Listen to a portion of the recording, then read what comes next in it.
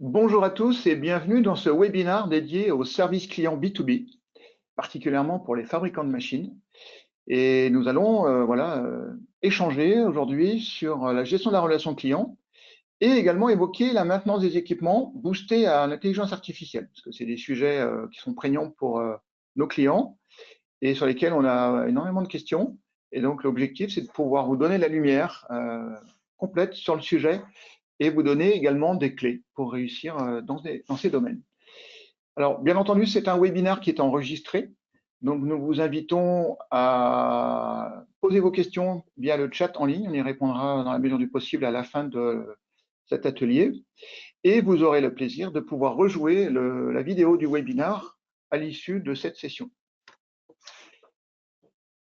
Pour vous accompagner aujourd'hui, nous sommes deux personnes. Donc, j'ai le plaisir d'être accompagné par Justine, qui a organisé ce webinaire et qui nous soutient, et donc qui va prendre toutes vos questions en ligne si vous en avez. Et puis moi-même, donc Jean-Marc Salin, je suis en charge de l'offre produit pour le service client au sein de l'éditeur Visiative. J'ai prévu avec Justine aujourd'hui trois sujets qu'on voulait partager avec vous. D'abord, les tendances. On a identifié 5 tendances pour le service client. Ensuite, nous allons parcourir 4 retours d'expérience client. Ce sont pour nous les éléments, je dirais, les plus prégnants qu'on veut partager à travers ce type de webinaire, parce que c'est vraiment là qu'on comprend, je dirais, les changements qui ont lieu chez nos clients et comment les clients réalisent ces changements, les mettent en œuvre. Et puis, enfin, nous donnerons un aperçu sur l'offre Visiative Service Client afin d'éclairer justement comment on sous-tend ces mises en œuvre et puis comment l'IA s'inscrit effectivement dans cette solution. Côté tendance, je vous disais 5 tendances clés. La première, qui commence à percoler en ce moment et qui arrive sur tous les écrans, en tout cas pour les fabricants de machines, c'est que la réglementation va évoluer. Avec le règlement machine qui a été voté, ça fait maintenant 18 mois, presque 2 ans, en juin 2023. Et qu'est-ce que dit ce règlement machine? C'est qu'il va s'imposer à tous les pays de l'Union européenne pour tout fabricant de machines qui livre une machine à un client européen. Alors, il fait la jointure avec la directive machine qui est déjà ancienne. Et ce qu'il instruit de plus, c'est qu'en fait, il va rendre obligatoire un certain nombre d'informations, toujours pour la santé et la sécurité des utilisateurs des machines, à la fois pour l'utilisation, mais aussi pour la maintenance. Et puis, il va enrichir le besoin de documentation d'informations pour la protection de l'environnement, notamment pour l'usage et l'entretien des machines. Et puis, il rend obligatoire le fait de pouvoir donner accès à tout un ensemble de documents, toujours la notice technique, mais également des plans plus élaborés qui visent à l'entretien de la machine. Faire en sorte que l'équipement opère de manière optimale. Et aujourd'hui, la nouveauté, c'est que ces informations doivent être mises à disposition de manière privilégiée en numérique et non plus en format papier. Le format papier étant, je dirais, un accessoire, mais qui peut être sollicité par le client pendant les 30 jours après la livraison de la machine. Donc, ce qu'on pourrait dire, c'est que, il faut de la documentation technique à jour qui soit maintenue effectivement dans le temps, fournir plus d'informations pour l'entretien de la machine, et enfin, rendre cette information accessible pendant 10 ans, voire plus, selon la durée de vie de la machine, et de manière numérique. Ensuite, un sujet qui me plaît bien, c'est que le service client est générateur de marge et de revenus pour l'entreprise. Tout fabricant de machines sait que la marge sur les pièces détachées est plus élevée que en après-vente par rapport à la première monte. Donc, c'est un élément bonifiant pour l'entreprise. Donc, c'est un sujet qui apporte, je dirais, des nouvelles marges, des nouveaux revenus aux fabricants. Et donc, c'est un sujet à privilégier pour, je dirais, accélérer la progression de l'entreprise. Troisième point qui nous touche directement également, et je dirais qui fait écho, alors maintenant on parle d'industrie 5.0, mais déjà l'industrie 4.0 nous dit que les équipements progressivement vont être loués. Alors je sais que ce n'est pas le cas pour tous vos équipements. Vous êtes peut-être sollicité par un certain nombre de vos clients qui vous demandaient de pouvoir louer des équipements. Là, nous, on accompagne un certain nombre de clients sur ces sujets. Et qu'est-ce que ça change pour le fabricant? Donc, vous avez à gauche ici un écran un schéma que j'ai récupéré auprès du consultant Deloitte, qui symbolise bien en fait les besoins d'évolution qu'on résume ici, c'est qu'on passe d'une offre traditionnelle où l'équipement est vendu, one shot, en une fois, à je dirais, une facturation qui est présentée tout en haut, donc l'equipment as a service, où en fait l'équipement va être facturé à l'usage. Et l'usage peut être élaboré sur la production produite par cet équipement. Alors pour que ça fonctionne bien, il faut que l'équipement reste en fonction, puisqu'on va le facturer à l'usage. Donc le fabricant a tout intérêt à ce que l'usage soit persistant et ne soit pas altéré par des problèmes d'entretien et de maintenance. Ce qui tire donc la ficelle il faut des contrats de maintenance, des contrats de service avec le client, mais aussi il faut pouvoir accéder très rapidement aux informations donc contractuelles, mais aussi techniques sur comment entretenir l'équipement, détecter des problèmes éventuellement à arriver sur l'équipement, et puis identifier très vite les pièces détachées, les pièces d'usure qu'il faut remplacer sur la machine en temps et en heure pour que l'équipement reste en service de manière voilà, persistante, en tout cas qu'on puisse intervenir lorsque l'équipement n'est pas en production. Donc, l'equipment as a service va changer radicalement le mode et surtout rend nécessaire, un, le fait d'avoir une plateforme numérique, deux, de pouvoir capter de la donnée sur les équipements pour savoir s'ils opèrent correctement, et trois, accéder à des informations techniques, notamment les catalogues de pièces détachées pour ces équipements. Enfin, alors l'écran il est un petit peu petit ici, je m'en excuse par avance, mais je vais zoomer un tout petit peu. L'objectif, c'est de vous montrer que, et on y reviendra un petit peu après dans la présentation, c'est que les équipements aujourd'hui, effectivement, ils sont de plus en plus connectés, ce qui permet d'aborder la maintenance préventive conditionnelle, mais également la maintenance prédictive. Donc, comme vous le voyez sur l'écran ici, ce sont deux niveaux de maintenance qui vont pouvoir bénéficier des équipements connectés et donc des données collectées sur les équipements en exploitation. Jusqu'à présent, on faisait la maintenance corrective, la maintenance classique. Un équipement est en panne, on corrige, on vient réparer. La maintenance préventive planifiée, c'est ce qu'on fait habituellement, notamment sur tout ce qui est ferroviaire. On remplace les plaquettes de frein, même si elles sont encore neuves, sont pas tellement usées. Et la maintenance préventive conditionnelle, voire prédictive, vont exploiter les données d'équipement pour identifier éventuellement des seuils qui ont été franchis. Par exemple, l'équipement a fonctionné 30 000 heures. Et il y a lieu de planifier une certaine maintenance et donc un remplacement de pièces d'usure. Ou bien j'ai une tension anormale qui s'est déclarée sur un moteur et je veux comprendre, voilà, il faut aller vérifier ce qui se passe, qu'est-ce qui engendre cette augmentation de tension. Et la maintenance prédictive va s'enrichir des données captées. On va devoir modéliser le comportement de l'équipement pour ensuite identifier, prédire les pannes. Donc c'est identifier des durées de vie sur des pièces avant qu'elles ne tombent en panne, et donc des durées de vie résultantes à un certain degré d'usure des pièces et d'identification des défauts constatés sur l'équipement. Donc là, effectivement, c'est un sujet très intéressant parce qu'on va pouvoir accélérer, je dirais, le déclenchement des interventions et surtout mieux les planifier. L'objectif, c'est d'avoir une planification plus optimale lorsque l'équipement n'est pas en production. Et je peux vous dire qu'on a des clients qui utilisent déjà ce type de données sur leurs équipements, plutôt des équipements mobiles sur le terrain, versus des équipements en exploitation dans des usines ou des équipements industriels, où souvent les exploitants sont assez frileux à partager les données sur du cloud. Bon, néanmoins, sachez que c'est une tendance forte et qu'il faut savoir, je dirais, prendre en compte dans les technologies que vous devez exploiter dans l'entreprise autour de vos équipements. Et la dernière tendance que je voulais partager avec vous, je vais zoomer à nouveau, c'est en fait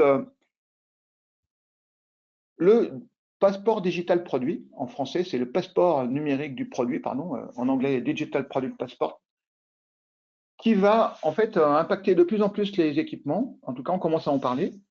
Si vous consultez les informations de la Commission européenne, de l'Union européenne.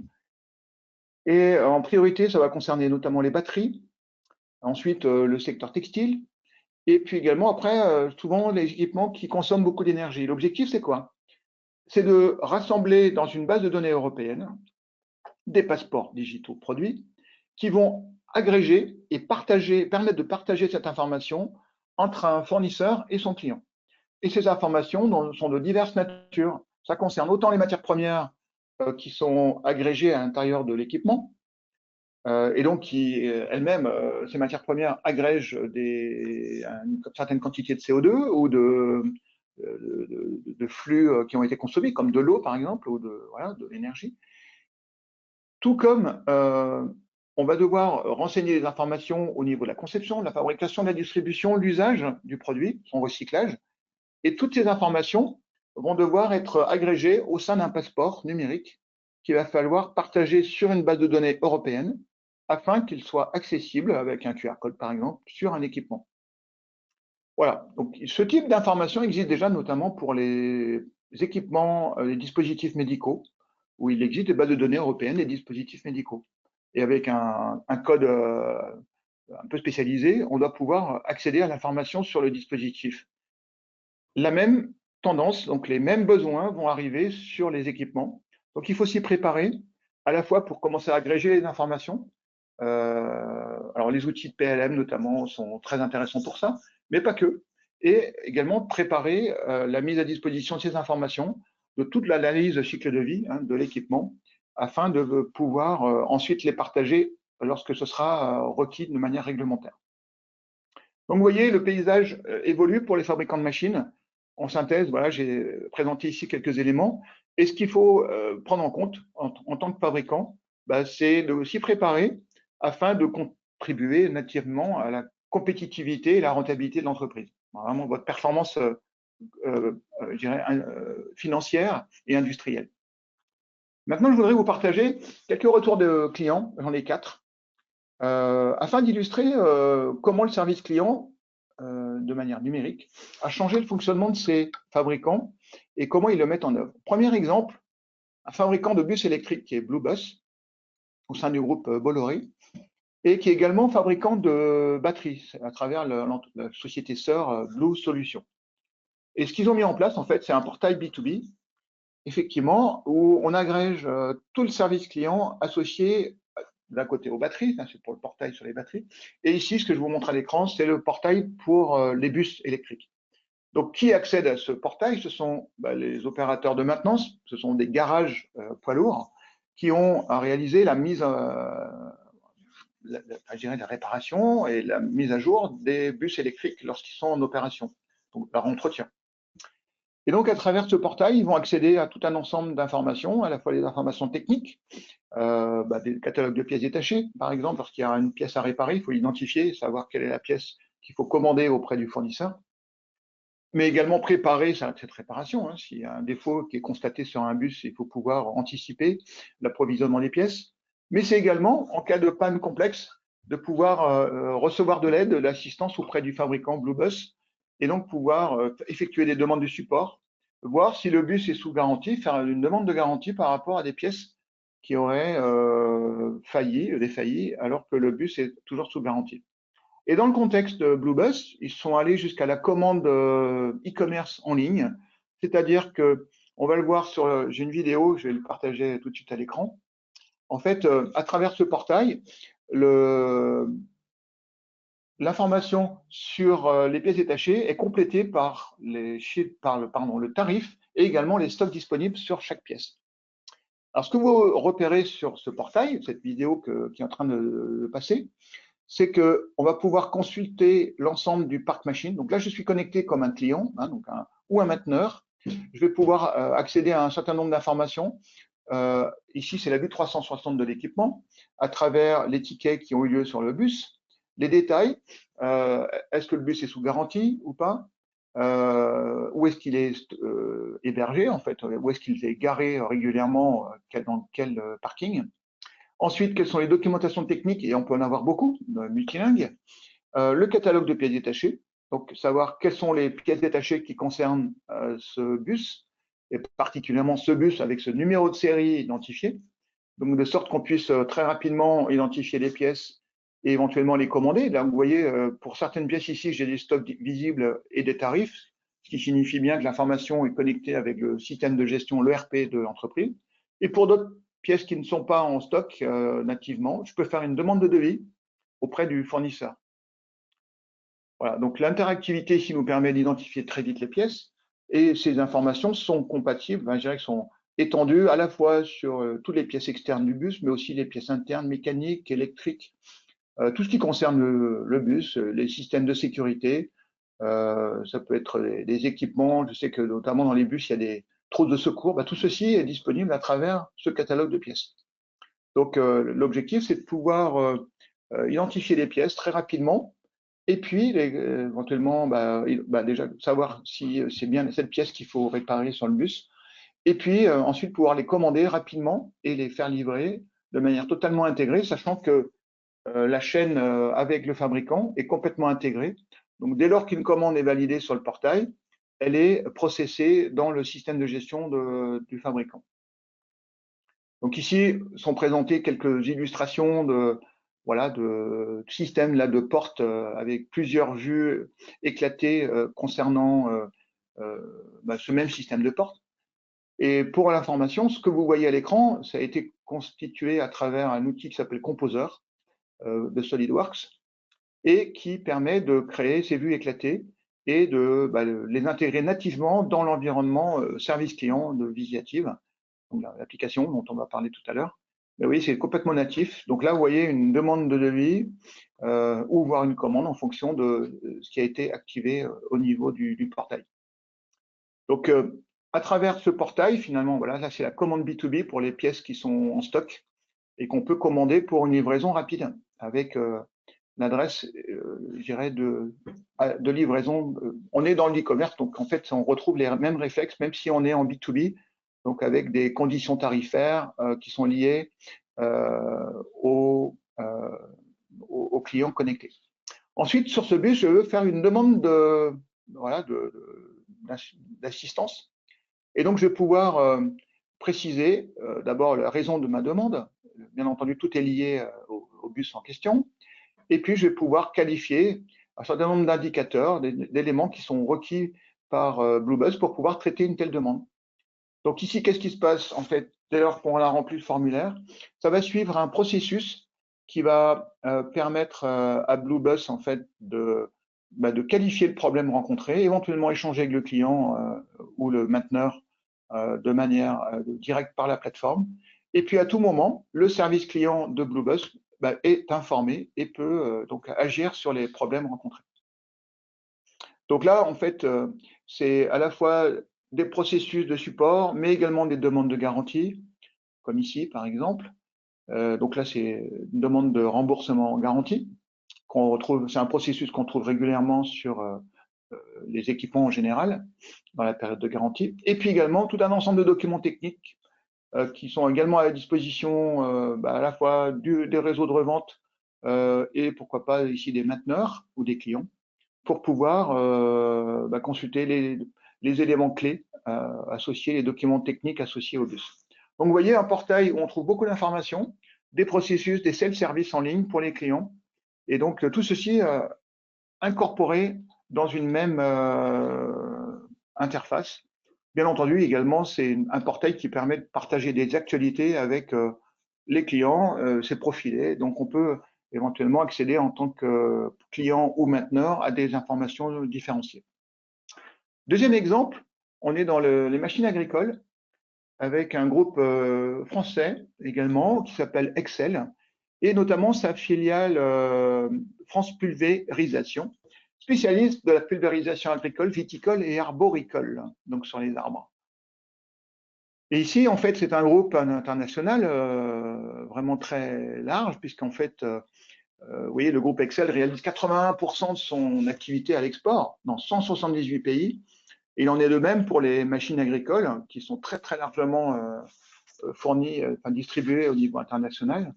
Et donc ici, vous voyez une entreprise dans ce domaine qui est fournie, qui est commercialisée à travers 4 marques, Technoma, Nicolas, Evrard et Berthoud. Et leur problématique, c'est de travailler avec des concessionnaires agricoles, donc qui sont des revendeurs auprès des clients finaux. Et en centrale, France Pulvérisation dispose de 50 techniciens au service de l'ensemble des revendeurs concessionnaires. Donc la problématique, c'est de pouvoir gérer l'ensemble du cycle de vie des équipements, quel qu'il soit à travers le monde, tout en réduisant aussi la charge auprès du service client. Et puis enfin, c'est de s'assurer que tout ce qui est partagé est conforme à la réglementation, on l'évoquait tout à l'heure. Donc c'est une problématique de tous les jours, mais il faut une plateforme effectivement pour cela. Et ce qu'ils ont mis en place, vous allez voir, c'est assez proche finalement de ce qu'on a retrouvé, qu'on a pu décrire sur Bluebus. C'est un portail ici pour les 3 marques, Technoma, Nicolas, Berthoud, donc avec une certaine complexité sur les gammes de produits, des produits standards et avec des options, et puis des systèmes assez complexes, hydrauliques, avec également des flux d'eau. Donc il y a pas mal de tuyauterie, comme on le voit, avec des vannes, etc., des actuateurs, des éléments d'action en fait sur les équipements. Et tout cela accessible à travers des catalogues de pièces détachées, donc assez très riches. Des équipements récents, mais d'autres plus anciens. Donc, il faut pouvoir aussi agréger des documents plus anciens, tels que des PDF de planches techniques. Voilà. Et tout ceci accessible en 3 langues pour l'internationalisation globale.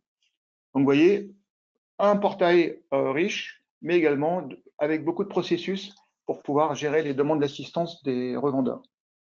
Un autre exemple également que j'aime assez à partager, puisqu'en fait, c'est un domaine tout à fait original, qui est moins fréquent de ce qu'on rencontre habituellement en termes d'équipement. Ici, ce sont des équipements de voirie. On les voit régulièrement sur les voies ferrées, notamment ici, on va parler de tramway. Et à travers Vossloh, je vous invite à découvrir, idem, un groupe international, puisque Vossloh, c'est une société, un groupe allemand, qui fait donc 90% d'activité à l'international. Alors, pardon, là, c'est Vossloh Cogifer, qui fait 90% de son activité internationale, au sein d'un groupe qui fait 1,2 milliard, voilà, groupe allemand, 1,2 milliard de chiffre d'affaires. Donc, vous voyez, c'est une entité importante, quasiment la moitié du groupe, et qui va fournir des équipements de voirie, voie ferrée, pardon, vers ses clients, tous les systèmes de signalisation également. Et donc, on dit, lorsque on travaille sur la mobilité, la panne n'est pas autorisée. C'est-à-dire qu'on vise le 100% on, 100% de fiabilité de la voie pour que les tramways puissent circuler de manière douce. C'est ce qu'attendent les villes pour leurs citoyens. Et donc, la problématique de maintenance est clé, elle devient stratégique. De même, il y a des objectifs d'augmentation de chiffre d'affaires sur le SAV et puis de réduction du nombre d'appels au niveau du service client. Et donc, ils ont mis en place un portail qui est original, puisqu'on va pouvoir découvrir de manière concrète par voie de tramway l'ensemble des équipements qui sont installés sur les voies. Et vous constatez ici, en fait, des illustrations, des photos prises in situ, et pour chaque équipement, la vue 360 de l'équipement, avec sa localisation, ses informations techniques et contractuelles, et puis enfin, les plans techniques, donc catalogue de pièces détachées associés à chaque équipement. Donc vous voyez, les informations élaborées qui permettent de décrire intégralement un réseau de voiries, de voies ferrées, pardon, et puis d'accéder de la même façon à l'ensemble des services à travers le portail, et donc de proposer à la fois aux agents de maintenance qui vont opérer l'entretien de ces voies ferrées toute l'information et les services accessibles, je dirais, directement depuis cette interface. Voilà, donc vous voyez, c'est du service client avec des informations techniques, des documentations, des conseils pour l'entretien, et tout ceci en plusieurs langues, accessibles directement en ligne. Un dernier exemple, pour des équipements vraiment industriels, ici on va parler de stérilisateurs, donc fabrication dans un groupe français. Le groupe SFPI, c'est un groupe franco-français, vous voyez, qui est très international également, et sa filiale Steriflow, qui opère à 75% à l'export et qui fabrique les équipements qu'on voit sur la droite de l'écran ici. Donc des équipements qui sont déjà totalement connectés dans l'entreprise, qui vont fonctionner pendant 25 à 30 ans chez les clients et dont le fonctionnement est clé parce qu'en fait, si un stérilisateur n'est pas opérant, dans un système de pasteurisation, de stérilisation de produits en agroalimentaire ou en pharmacie, eh ben, c'est la recette, donc c'est la production de quelques heures de production qui est annulée. C'est-à-dire que les aliments ne peuvent plus être stérilisés après un certain temps, donc la production est perdue. Donc il est clé que ces équipements soient maintenus de manière conforme et soient totalement opérationnels à tout instant. Et donc, premier élément qu'ils ont mis à disposition, et c'est valable pour tous les clients à l'international, c'est l'accès au catalogue de pièces et faciliter la maintenance de ces équipements à travers toute la documentation technique qui est fournie sur ces équipements. Voilà, je passe. Je voudrais vous montrer maintenant quelques éléments pour conclure sur les produits que Visiative propose afin d'assurer ce service client 4.0, avec en perspective les enjeux qu'on a commencé à percevoir pour vous. C'est à la fois augmenter vos revenus, en tout cas les sanctuariser par rapport à la mise à disposition d'informations techniques qui facilitent ces ventes, améliorer le service client. Et là, il y a une recherche, on est assez sachant sur le sujet de la conception, et il y a un besoin d'efficacité, mais également d'intégration avec les données du bureau d'études. C'est ce qu'on rencontre de manière récurrente. Et puis enfin, améliorer l'expérience des utilisateurs, s'assurer qu'ils soient totalement autonomes pour au maximum entretenir les équipements avec leurs équipes ou les sociétés de maintenance qu'ils ont sollicitées sur le sujet. Et donc s'assurer que votre réseau de clients et votre réseau de revendeurs soient totalement autonomes pour opérer cette maintenance. Alors, chez Visiative, on a synthétisé ici quelques objectifs qu'on s'est donnés, c'est-à-dire il faut que le service client soit 100% numérisé, mais également totalement prêt pour Industrie 4.0, donc pour les équipements connectés, j'évoquais tout à l'heure, et tout ceci dans une perspective de suivi du cycle de vie de l'équipement, qu'on a formalisé ici à l'écran à droite. Et donc l'objectif, c'est de pouvoir avoir dans une même interface des services élaborés qui vont permettre d'optimiser le fonctionnement des équipements, quelles que soient les conditions d'exploitation de ces équipements. Et à travers ça, en fait, on partage plusieurs vues. Alors, il y a une vue clé pour le service interne du fabricant, c'est d'avoir une lecture précise sur la 360 de chaque client. Donc, ce 360, c'est à la fois son parc installé, c'est les tickets qui ont été renseignés par le client auprès du fabricant, mais c'est également les contacts et puis tout l'historique de ce qui s'est passé avec ce client. Et enfin, quelque chose qui nous est demandé de manière fréquente, parce que c'est une demande très récurrente en B2B, c'est de pouvoir consulter à travers le même portail où en sont les commandes du client, quel est le volume de commandes de ce client sur les derniers mois, et est-ce que toutes les commandes ont été livrées, facturées, etc. Livrées. Et cette information va être accessible en interne, mais également en externe, pour que le client puisse y accéder sans appeler le service client. Et c'est là qu'on va commencer à traiter le sujet de l'omnicanalité du service client. L'omnicanalité, c'est quoi? C'est de faire en sorte que le client qui s'adresse au fabricant puisse accéder à l'information, quel que soit le canal utilisé.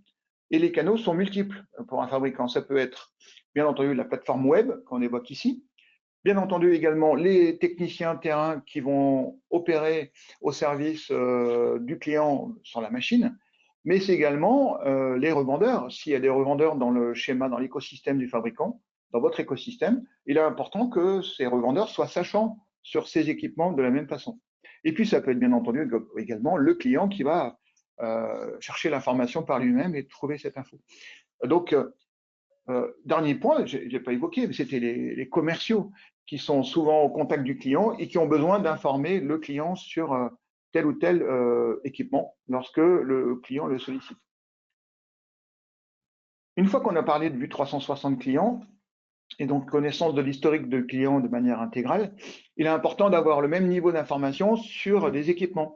Et donc ici, on va évoquer en fait ce que vous voyez à l'écran ici, c'est avoir à disposition l'information sur le catalogue de pieds détachés, sur ce qu'on a vu tout à l'heure en vidéo, tous les docs techniques, les notices techniques qui sont requises, et puis également tous les tickets qui ont pu être générés sur cet équipement.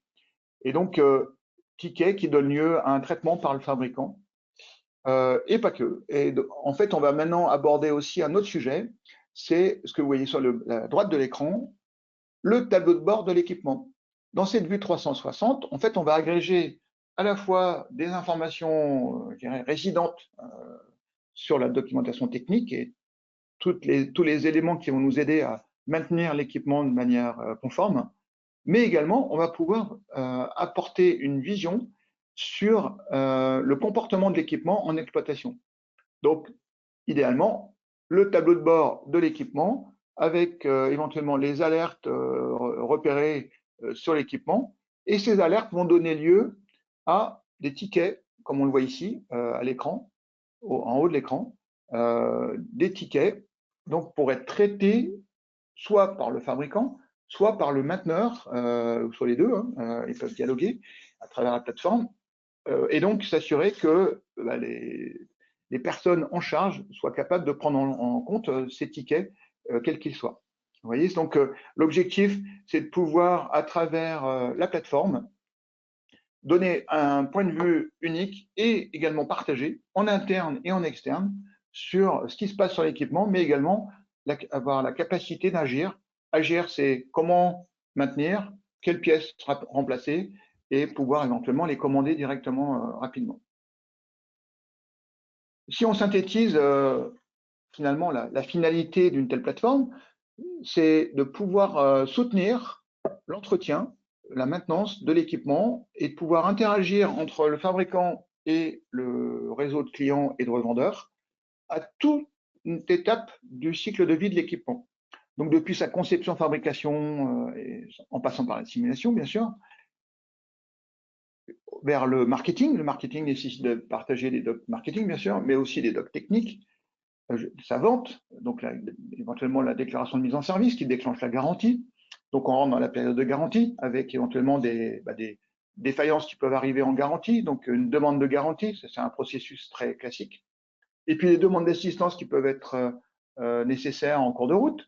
Et enfin, lors de l'entretien, une fois que la période de garantie est terminée, on rentre dans l'entretien classique. Et donc là, on va opérer des demandes de devis, des commandes de pièces, des demandes d'intervention sur les équipements. Voilà. Et donc, vous voyez, tout un ensemble de, je dirais, d'interactions qui existent autour de l'équipement entre le fabricant et son écosystème qu'il faut pouvoir administrer à travers un tel portail, sachant qu'effectivement, les déclenchements d'action peuvent être sollicités par les données mêmes de l'équipement et donc son niveau de fonctionnement. Vous avez ici, sur cet écran, une synthèse très courte des modules clés que Visiative préconise d'utiliser dans l'offre Visiative Service Client et qui permettent à la fois de proposer des services clients, donc ce que j'appellerais plutôt des self-services en ligne, faire en sorte que les clients, les revendeurs, les mainteneurs soient autonomes pour solliciter des demandes, mais aussi consulter le catalogue de pièces que vous voyez à droite. Éventuellement, ce catalogue de pièces couplé à un e-commerce B2B permet d'informer l'utilisateur lorsqu'il est connecté sur le stock de pièces disponibles, les prix consultés, enfin pratiqués pour la commande de ces pièces. Et puis, à droite de l'écran, si vous avez un catalogue de produits élaboré, il est à lieu également, également si vous avez un catalogue de pièces détachées un peu large, il est important de pouvoir documenter ces informations dans l'e-commerce B2B et donc là disposer d'un PIM. Un PIM, c'est un Product Information Management System, donc pour pouvoir catégoriser, organiser les informations produits, les photos, les médias, etc., qui sont nécessaires à l'identification des produits et leurs commandes. Et enfin, en haut de l'écran, la partie supervision, maintenance des équipements, qui va utiliser éventuellement de l'intelligence artificielle. Je vais donner quelques éclairages pour conclure là-dessus. Et donc, qui vient, je dirais, parachever l'ensemble, puisqu'en fait, c'est un élément déclenchant des interventions et donc des attentions au niveau du portail et donc des parties prenantes. Ici, je résume le portail qu'on a pu voir tout à l'heure, je passe vite. Le catalogue de pièces détachées, donc comme je disais, qui peuvent utiliser des données qui proviennent de composeurs ou de documents existants en PDF ou images. Et enfin, le point que je voulais évoquer, c'est la maintenance préventive conditionnelle des équipements, voire prédictive, avec des plateformes issues de nos partenaires qui sont Synox, BL Predict et également notre société sœur ePorta, afin de pouvoir partager ce tableau de bord directement dans la plateforme pour chaque équipement. Donc là, on va pouvoir vraiment accéder à l'information de manière directe, ces données étant brutes ou élaborées. Donc élaborées par l'intelligence artificielle, où on a pu modéliser par exemple des éléments de vibration sur un axe par exemple, et l'intelligence artificielle va pouvoir traiter les données au fil de l'eau et détecter des dérives sur telle ou telle combinaison d'informations. Et c'est là que l'intelligence artificielle va nous permettre d'anticiper les pannes et de lancer des alertes avant que l'équipement ne tombe en panne. On va pouvoir être alerté dès lors que ces sujets sont constatés sur l'équipement, mais honnêtement qu'il est impossible quasiment à l'humain de détecter. Voilà, l'objectif étant d'optimiser la performance de l'équipement et éventuellement faire évoluer le modèle de vente, comme on a évoqué tout à l'heure, l'équipement de service. Et voici une vidéo rapide de comment l'ensemble est accessible sur le portail. Vous avez dans la vue 360 le tableau de bord qui est accessible directement à l'écran et qui va nous permettre de détecter toute nature de défauts, que ce soit un usage défaillant de la machine ou voilà, une mauvaise opération qui aurait été réalisée, voire des usures de pièces ou des entretiens qui sont à réaliser parce que la machine a fonctionné un certain nombre d'heures. Voire également, on est aujourd'hui très orienté sur la consommation énergétique, identifier si la consommation énergétique de l'équipement dépasse un seuil qui est non désiré, auquel cas il faut intervenir pour chercher à corriger l'information. Donc vous voyez des informations interactives accessibles de l'ensemble des parties prenantes qui accèdent à ce portail. Et encore une fois, ces éléments proviennent de plateformes IoT que nous agrégeons avec nos partenaires, que sont Synox, BL Predict et également notre société sœur iQuanto, au sein du groupe SNEF, et qui vont tous proposer une plateforme IoT avec la capacité donc d'agréger de manière rapide des indicateurs de tendance et également de déclenchement d'alerte dans le portail de service client. Voilà, encore une fois, l'objectif c'est d'optimiser le fonctionnement de l'équipement et d'obtenir donc des performances accrues. J'espère que ces éléments vous semblent clairs. Je vous remercie pour votre attention. Les bénéfices que je voudrais peut-être synthétiser, c'est rappeler ce qu'on a pu voir tout à l'heure, c'est tracer, fluidifier les demandes, éventuellement augmenter les ventes de pièces et de services clients. Et comme vous le voyez, on enrichit énormément la relation client afin d'optimiser la performance des machines. Et tout ceci dans une problématique omnicanal, c'est-à-dire faire en sorte que le client, les revendeurs, les mainteneurs puissent accéder à l'information, quel que soit le canal, encore une fois, web, technicien du fabricant, commercial du fabricant, et tout ça de manière totalement service client du fabricant, tout ça de manière totalement cohérente.